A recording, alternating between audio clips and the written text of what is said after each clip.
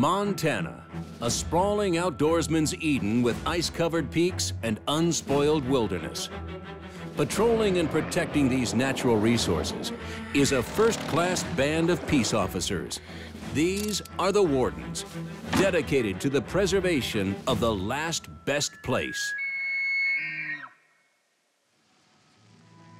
This week on Wardens. What is going on here?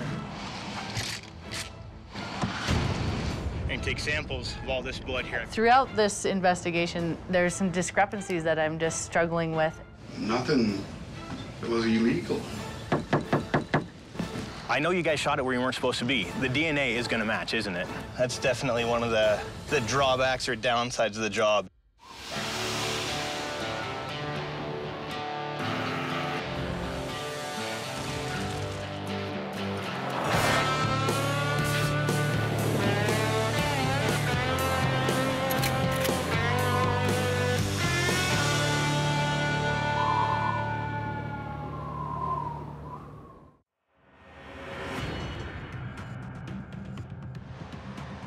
We got our wild turkeys crossing at the school crosswalk.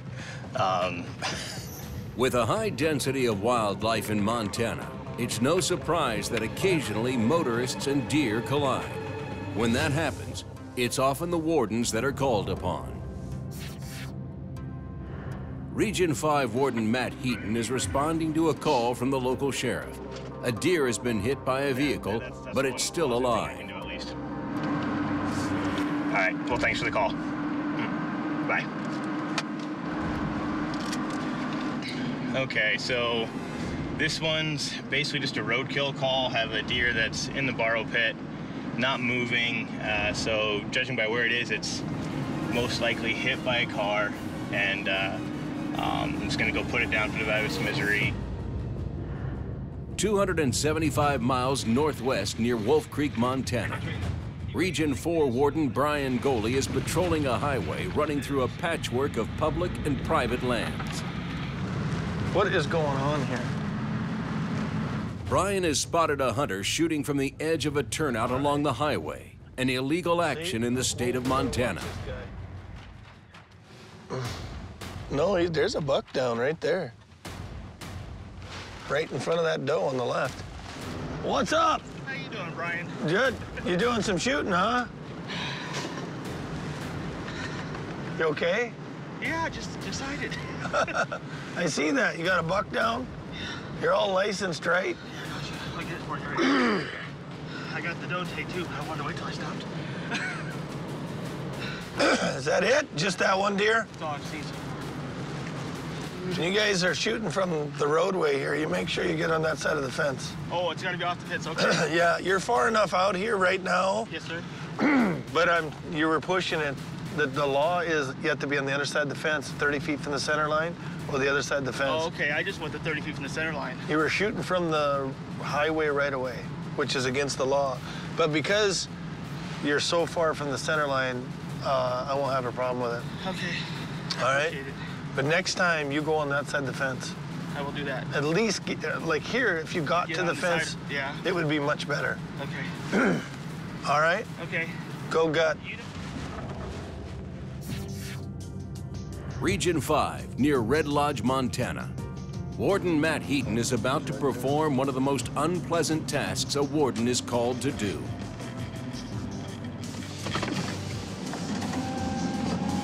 A deer has been hit by a motorist. Both of its hind legs are broken. Matt is called in to euthanize the deer and eliminate its suffering.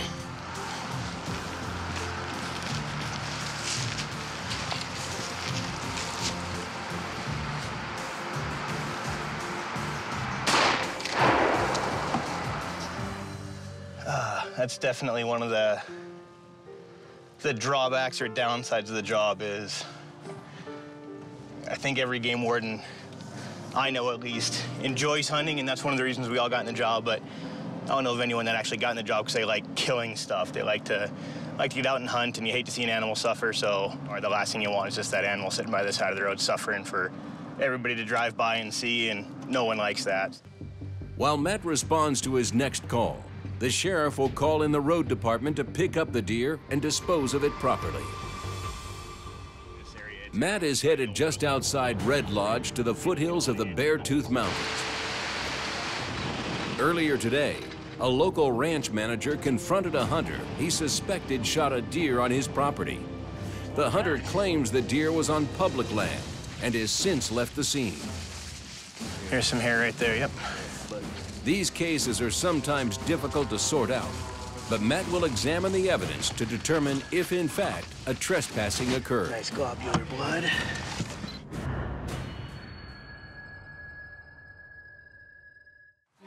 Region 5 Warden Matt Heaton is dogging a blood trail. Here's some hair right there, yep. This trail of evidence is located on private property. Earlier today, the ranch manager stopped a vehicle that had killed a deer they claim was on public land. As Matt follows the signs, the facts start stacking up against the hunters. So right now I took a bunch of photos of the blood we got here, and now I'm marking the blood on the GPS and marking it as blood so I know what it is. So when I'm done with this, I'll go up to the top here if we can find out where it was shot. We'll follow the drag trail down to the truck, to the tire tracks, and I'll have a saved GPS track where that I can do a map, represent, just kind of show a map where these guys were. We'll just help build the case, every little bit of evidence. 260 miles northwest, Region 4 headquarters in Great Falls, Montana. Warden Quinn Kuka is interviewing a hunter who brought in a trophy buck to a check station earlier in the week. The wardens noticed his tag had been validated for 4 different days. Upon further questioning, the hunting party's story was inconsistent. Quinn has called in the hunter to get a clear idea of what happened and what day the deer was actually killed. I'm gonna go ahead and take a seat. We'll just go over some of this. You are being recorded. Throughout this investigation, there's some discrepancies that I'm just struggling with, and I was hoping that you could just kind of clarify what happened, because your friend Rick is giving me a different story. So I just kind of want to know what happened. And here's an opportunity to tell me. Yeah, we got up. And what day did you get up? Because it starts out, you guys said this deer was harvested on the 20th. It's the 17th. Okay, so for sure. For sure, Okay. the 17th, that was my bad. Okay, And he walked out of the bushes and I hammered him. okay. Down he went. That's the honest to God, no sh**. So, I'm just having a difficult time because your friend Rick, I mean, I was on the phone for him for a half an hour and he doesn't know anything. And I find that hard to believe. If my buddy just killed a huge buck, I would know everything about it. And I would have watched you and high-fived you if you killed a 15-point buck. No, he shouldn't be in there. And he doesn't remember even being there. Wow, And it's days ago. that's him being a moron then. But That moron's costing you your deer. well, That it sucks. cost me my deer, that's gonna cost me a friendship.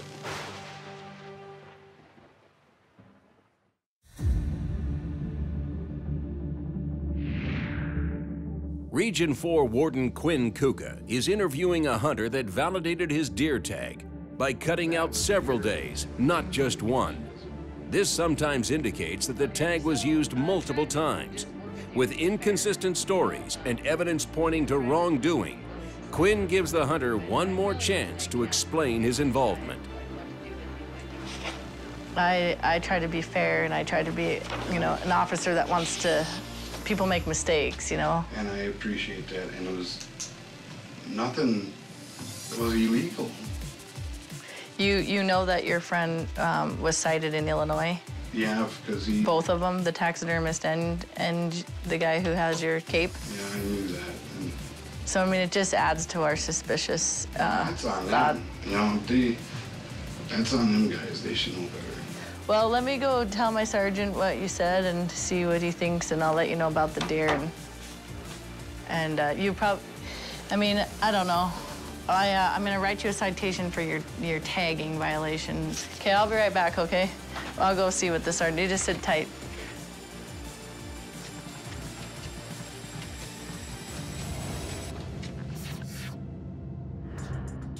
Red Lodge, Montana, Region 5.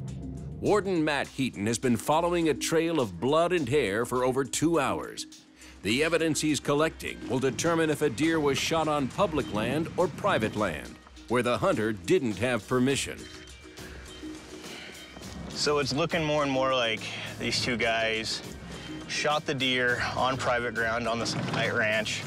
They were on the ranch, deer was on the ranch, and then they drug it down the hill, loaded in their truck, and then they drove up the road and they headed out, and then probably stopped at the nearest chunk of public ground, dropped the deer out of the back of the truck to gut it. They also, the story they gave the ranch manager when he found him is that they drug it uphill into a different spot from where they shot it because it was easier. Anything's possible, but I've never drug a deer fully gutted uphill because it was easier. Maybe I'm just lazy, but we'll talk to these guys, and with any luck, we'll tell them everything I've got, and they'll confess to what happened, and we can all move on. I've got some names and addresses on our hunters, so we're gonna go down into a little town called Bear Creek, and we're gonna see who's home and go do our interview, see what they have to say, and hopefully we'll be able to get a confession out of these guys. We won't have to go the whole DNA route, but we'll let them make that call. So we'll be down in Bear Creek in about 5-10 minutes or so.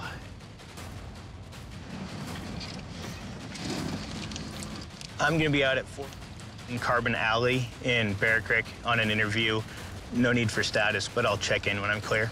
Copy, thanks, 5-7.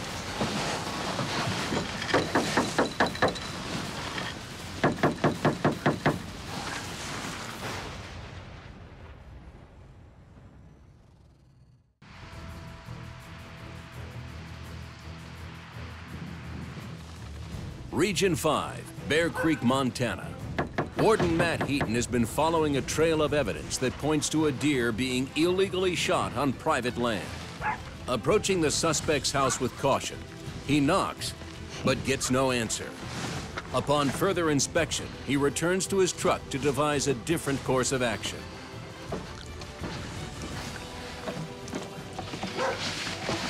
Well, no go knocking on the door. I'm gonna try the cell phone.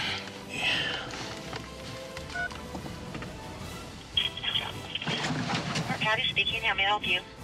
Oh, hi, Patty. This is Matt Heaton. I'm the Red Lodge Game Warden. Yes? I was actually looking for a guy by the name of... this is one of the numbers he had listed for him. I'm currently helping out doing some shampooing. Okay, sounds good. Okay, thanks. Yeah, thank you so much. Bye-bye. Bye. We're heading to Rock.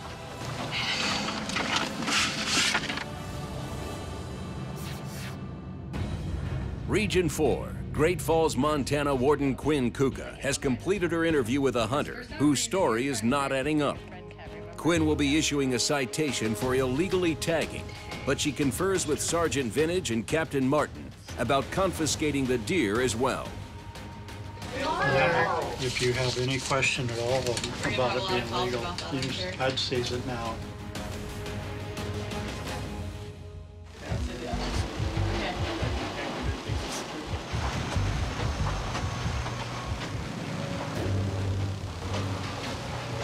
Okay, we can come back in here.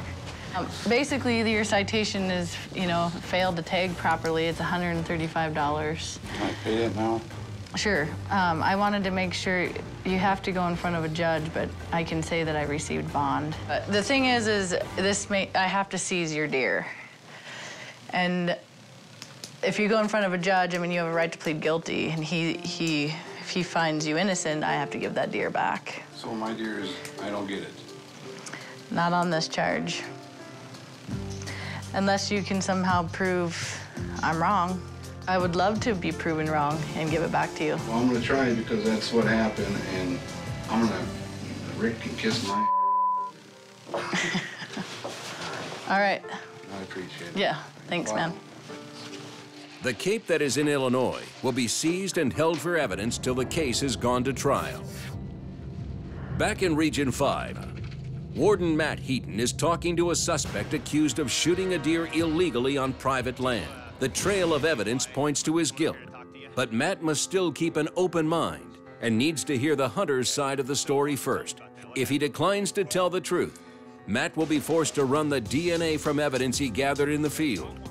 If the blood and hair samples match, this hunter may potentially lose his Montana hunting privileges for several years. I've got DNA from down the road. I've got DNA from the gut pile. Are they gonna match? No, they're not gonna match. So because we never went down that road. I'm gonna just lay it out there one last time. What you're looking at is maybe hunting without landowner permission. That's probably the worst thing we're looking at here. You know, I know you guys shot it where you weren't supposed to be. The DNA is gonna match, isn't it? It is. Yeah. So where's... You know, I've felt like since this whole thing happened, and... Where's the deer at now? It's hanging at my uncle's in Bridger. At your uncle's in Bridger, okay. So what we're gonna do, I'll issue a citation for hunt without landowner permission. It's $170, no loss of privileges, you know, not gonna go to jail, not gonna lose your gun, not gonna lose... Probably gonna have to take the deer though. That's the worst thing where this is gonna hurt. Back in Region 4, as the sun sets, Warden Brian Goley spots a vehicle that is driving suspiciously slow down a private road. The driver spots Brian's truck and stops in the middle of the road to glass Brian. They now see me. After a lengthy stare down, the driver and the passenger switch seats, an unusual act that affords Brian a look at the original driver, a well-known convicted poacher. They switched drivers because Darren doesn't have a driver's license. Can you believe that? Oh, boy. Brian calls in the license plate to dispatch, but it comes back registered to a white 1986 camper trailer. To confirm the plate number, they close the distance on the driver. Control FT410. I think I finally can see it here through all the mud. I finally got close enough. Would you run 2 County 60259 Adam?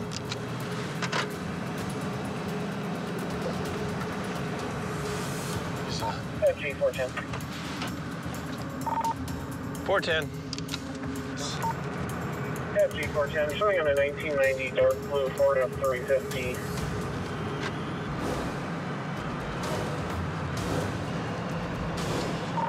High copy. With the odd behavior observed earlier, both guys wearing orange and a deer in the back, Brian has reasonable suspicion to pull the vehicle over to talk to them about intentionally switching drivers and the reasons behind their peculiar action. 410, I copy.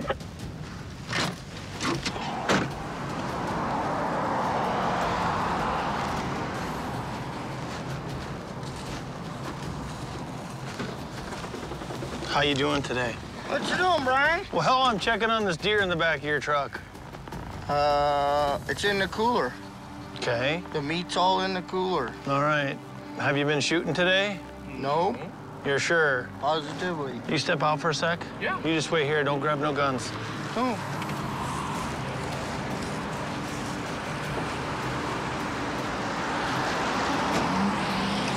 What's your name, sir? Is that your deer? No, it is not. It is my wife's deer. All right. But she shot it? She shot it. All right. Have you been hunting up on today? I don't know. I've been hunting with Darren. All right. Darren's not hunting. He's just knows the lay of the land. He's just helping you? Yeah. All right. He hasn't been around any guns today? Nope. Okay. He hasn't shot or anything like that? All right. Well, you know he's a habitual poacher, right? Mm-hmm. And he's not supposed to be hunting. Yeah. All right. And he was driving when I first saw you, right? Yeah, because it's private property. I see that. I understand that. You being good today, Darren? Yeah. All right. Well, the suspicious activity when you stopped there and switched drivers and you glassed me and then you're being all secretive kind of worried me a little bit, like you're back up to your old stuff. No, I'm not. Okay. I'm not. You haven't shot a gun today? Nope. So you guys didn't see any deer down there? Yeah, I've seen some deer. But you didn't shoot any? This deer here, whose is it? It's Brittany, his girlfriend's. All right. They shot it off the ranch. Yep. That's Off your place? Yep. All right. Okay, man. Yep. I want mine back. I know you do. I don't want to mess it up, you know? Okay, and I appreciate And that. I'm trying to get my fines paid. I'm working out $50 a week every month, so. All right. Well, when you get your fines paid off, you call me. Yeah, I got $2,000 left to pay. Then call me. Okay. All right. And if you're doing the right thing and you're being honest, then I'll help you, okay? Yep, I'm being honest. I know. I'm gonna let you get on the road, okay? Good. You guys be careful. Good. Thanks. Thanks, sir. Sure. All right, man. I ran your plate and it came back to a different vehicle. Sorry. And then I ran it again and it came back okay. Oh, okay. Yeah, I just put him on there. All right. At the truck probably. You keep him out of trouble. Yeah, I will. All right. All Be right. careful driving. Thank you.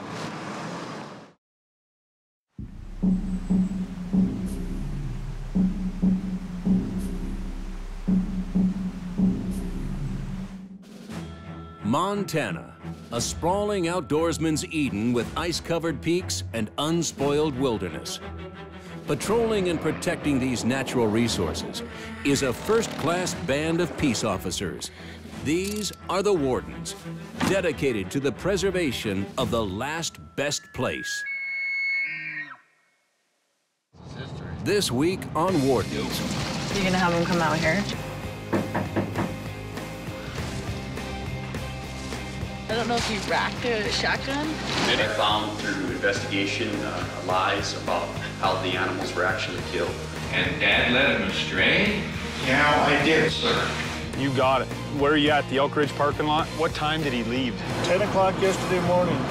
One would hope that he has matches. Be a long night out here without matches.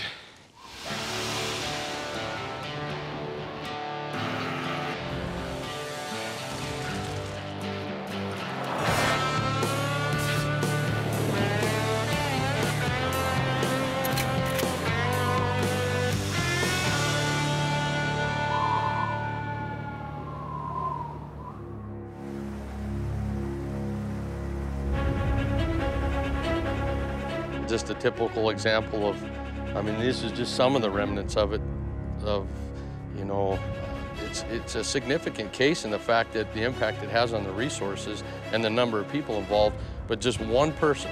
This whole thing started with one individual, you know, having knowledge of this kind of activity going on for years. One person, one phone call started this. Please be seated, everyone. In Region 3, a dark secret is about to be revealed. After years of investigation, wardens are about to uncover a poaching case that has affected the whole community. In 2014, wardens received a tip-mont call exposing 2 suspects who were involved in the illegal killing of numerous deer, elk, and trout. Wardens Rick Schmock and Kerry Wall, along with lead investigator Chad Murphy, spent countless hours over the past 2 years developing the case. Today, at a sentencing hearing, the evidence is presented before the judge for a final outcome. The record should reflect that we're here this morning for purposes of sentencing in connection with the cases involving Charles Foster and Sally Foster. It appears that parties are present and counsel is present. So if we're ready to proceed, we'll hear from the state. Yes, Your Honor, I would ask to call Investigator Chad Murphy. All right, please come forward and be sworn. Murphy. Do you solemnly swear that the testimony you're about to give will be the truth, the whole truth, and nothing but the truth, so help you God? I do. Thank you. Please have a chair. It wasn't just the husband and wife that were involved. That the Fosters basically brought the children into this case also from out of state, and they would come up during holiday times, Thanksgiving, so to speak, and basically they just go out hunting, and a lot of the occasions they went out hunting, there was no licensed possession involved for these kids. And by kids, we're talking adults. All these kids are married and on their own, but the decision was still made to go out and hunt without a license. And a lot of this leadership of these hunts came strictly from the parents themselves. And it's almost kind of a sad story because they came very, very close to making felons out of their own children. In Region 4, Warden Quinn Kuka receives a call from a fellow warden requesting backup. Okay, I'm headed that way. Okay, see you. Josh had a guy in the state park fishing without a license, and the guy claimed he did have a license, so he gave him a certain amount of time to produce it. And then he checked that night when he got off work, or when he got back to his office, and he did not have a license. I think he had some criminal history, and we're going to his house to deliver a citation, and I just told Josh we should probably have another officer so he's not alone based on the history of this person. What's his history? 5th Avenue North. Serving a citation to an individual with a known criminal record is cause for concern. Quinn will back up Josh just in case this situation escalates. Okay, that's how you pronounce it. All we need to do here is just change that to 2 weeks up from now, serve it, and go. You're gonna have him come out here? Yeah.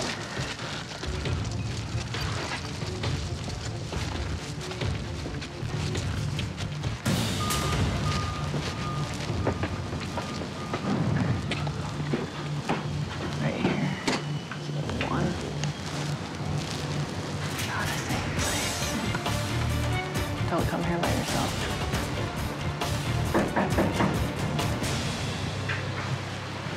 How's it going? Is Ralph here?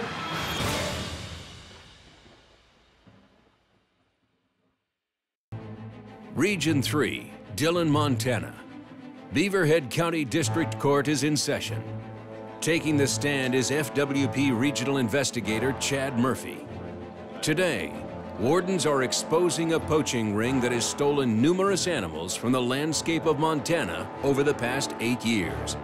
With respect to count 1, can you tell the court which hunting season that count refers to? 2012. And how many unlawfully possessed deer did the Fosters possess in 2012? 3 antlered deer. And deer number 2 was killed by Sally Foster. The deer number 3 was killed by Bill Foster's daughter. It's really unfortunate to see this type of greed involved with lack of concern for the resource, the greed, the braggadocio that goes with this. So much of this stuff was sent out through social media, other communication, just in a braggadocio fashion. It was just something that these people had really no concern for the resource, but it's unfortunate. It seems as our careers go along, we're seeing more and more cases like this, bigger and bigger cases in Montana. Did Mr. Foster show it to you any remorse, in your opinion? I have not seen any remorse from Bill Foster. Can you explain? You know, he continually had excuses. And what I found through investigation, lies about how the animals were actually killed. And at no point have I ever seen any remorse of his activity of the unlawful taking of all these animals. Did Mr. Foster, in fact, complain to you about what you had done? He was giving excuses that he was just trying to feed his family, that he was stocking up food for the year, but I don't buy that because nobody can eat that many animals. I mean, 2 people to have that many fish and that many animals year after year, you don't need that much meat. So to me, that meant to me, those animals were being killed for their antlers. 220 miles north, Great Falls, Montana. Wardens Quinn Kuka and Josh Stout have cautiously approached a residence of a known violator. They are only there to serve a citation for fishing without a license. How's it going? Is Ralph here? No, it's gone. Is he working today? I think so. You think so? So he does live here, though? I think so. Okay. Where does he work at? It's not that big a deal. We just needed to visit with him. Yeah. I don't know where he's at right now, guys. How about, what does he drive? Car. What color is it? Blue. Blue car? So does he live here or not? Do you live here? No, I'm just watching. You're just watching whose place? Yeah. Okay, if I leave you a business card, can you give it to him if he does come back here? Yeah. All right, can you step out front real quick and I'll just hand that to you? It's a little cold.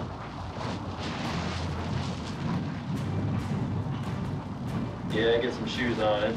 So you're just house sitting then, huh? Yeah. Keeping the couch warm? Yeah. All right, you can hang out right here. I'll be right back, okay? What's that guy doing? Oh, he's with me. He's filming. You didn't say that. What's wrong?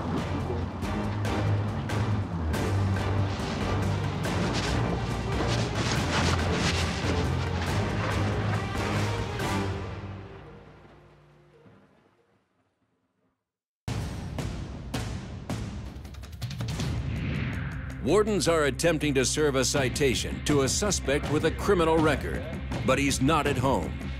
The guy who answers steps outside, but then quickly disappears, putting Quinn on high alert.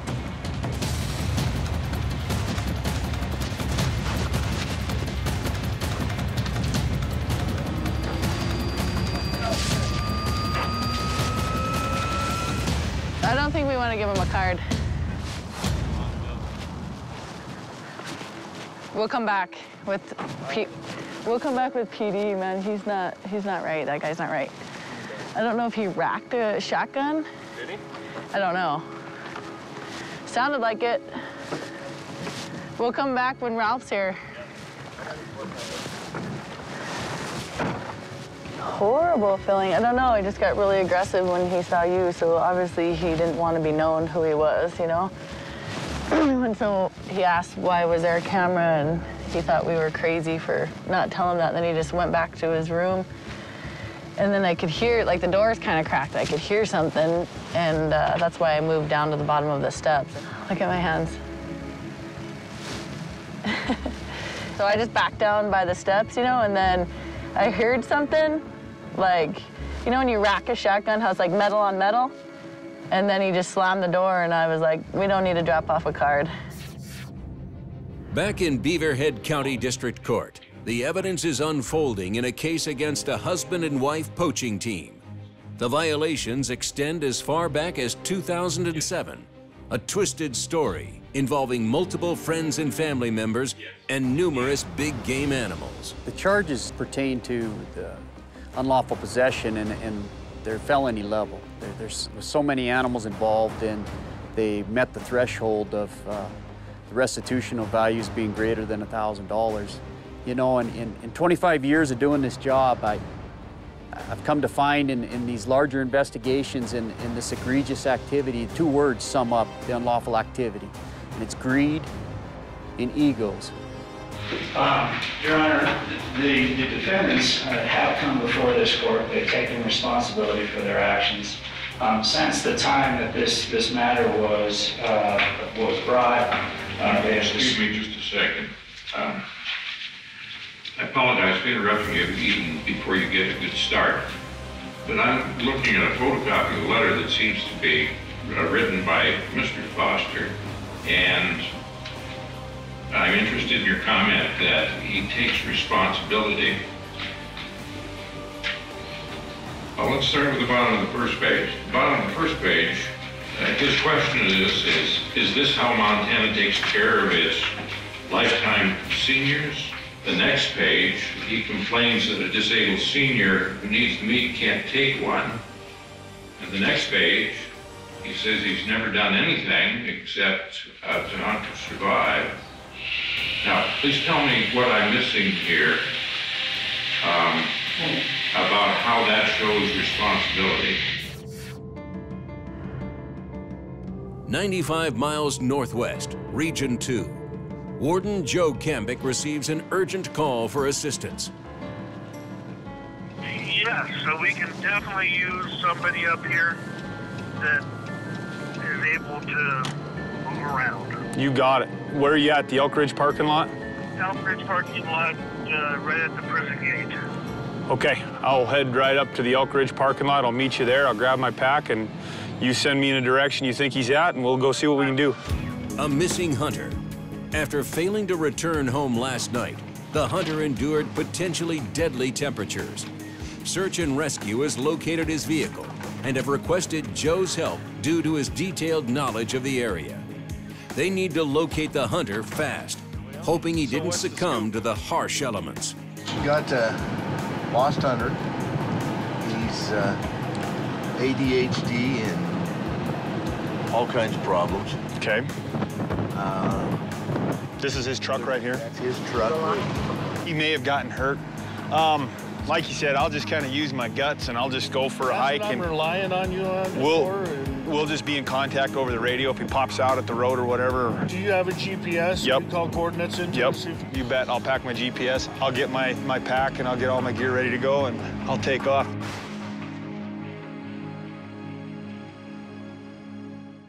In Region 2, wardens are responding to a report of a lost hunter.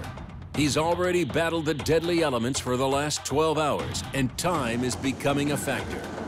Before heading to the hills, Joe calls in fellow warden Tyler Raymaker for assistance. And either they're heading up the fence line right now, and maybe just walk some of these drainages up and down and kind of crisscross this whole ridge here. We're thinking that he's probably going to be fairly close, but you don't know. That's what I was telling these guys. You know, when you hit an elk and you hit it good and it takes off, and you say, he's too hurt to go uphill. And you don't think he will, but he does. This is a search and rescue dog here. Yeah, she's in training. So that's the plan. During the Montana hunting season, the temperatures in the high country often drop well below zero at night. It's crucial that they find this hunter, and soon. Following their instincts, Joe and Tyler will comb the mountainside looking for any sign of the lost hunter, hoping with each step they're not too late. Yeah, thinking as a hunter, you know, getting some elevation, and one would hope that he has matches and all that, you know. Be a long night out here without matches. Region 3, Dillon, Montana. The Beaverhead County District Court judge is hearing final remarks in a poaching case involving an entire family and the killing of numerous trophy animals. I would ask the court to consider giving the defendants an opportunity to demonstrate their remorse, their sincerity, and because they are first-time felony offenders, impose a deferred imposition sentence. Is there anything else you want to say? I'm very sorry for what I've done. It's cost me my grandkids for 2.5 years. My other 2 sons, they do not contact me. I've seen them once in 2.5 years. What do you suppose is the cause of that?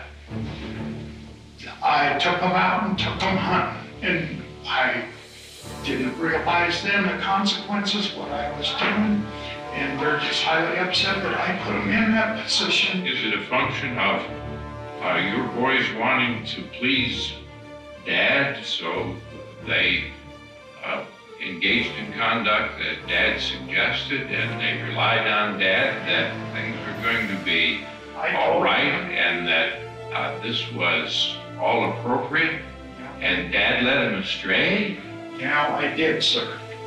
And I'm very, very sorry I did that to my kids. Are you telling the court now that you told each of your boys this is illegal, and there can be lots of problems here, but you go ahead and shoot the deer if you want? Is that what you mean to report? No, I never. I didn't figure the consequences could come out of it. The court does have to wonder a little bit, Mr. Foster, about your attitude, given that kind of conduct.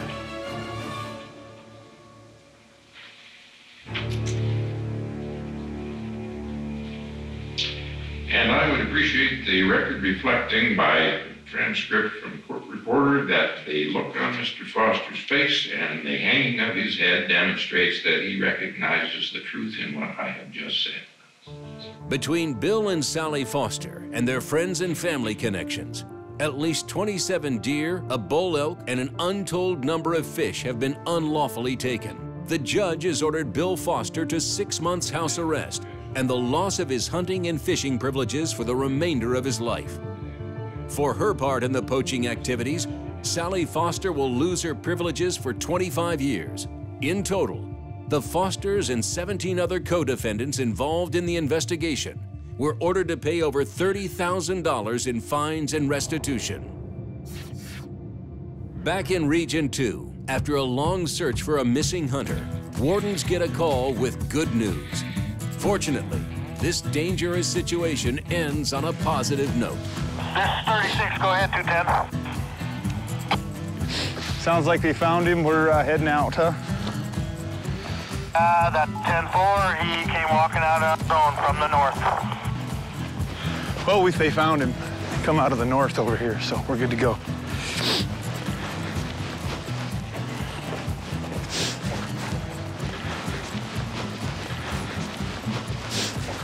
So what happened? What was the scoop? He did exactly like you said. He walked right in here, up Taylor Creek. We're going cutting across the ridge up here. And then he ended up walking back this way and coming down? Storm the snow hit. And he couldn't tell he went a point too far. And he was almost up to the cattle guard going into Rock Creek. Oh, he covered some country. See that whole thing about a bad hip, he won't go far? He did. Yeah, he did, and he's hurting. I'm sure he is. So he had matches and he built a fire and... Built a fire. Good, good. We had him stick around for a while, but he was really cold. Really tired. Get him home. And he was suited up good. He was suited up good. He's wearing all canvas. That's what it takes to make it out here, so. Awesome. This was a good ending, because this is what we needed, so. But yeah, you guys don't hesitate to call me. I mean, I got snow machines, horses, you know. Like I said. I got my own 2 feet I can take up there.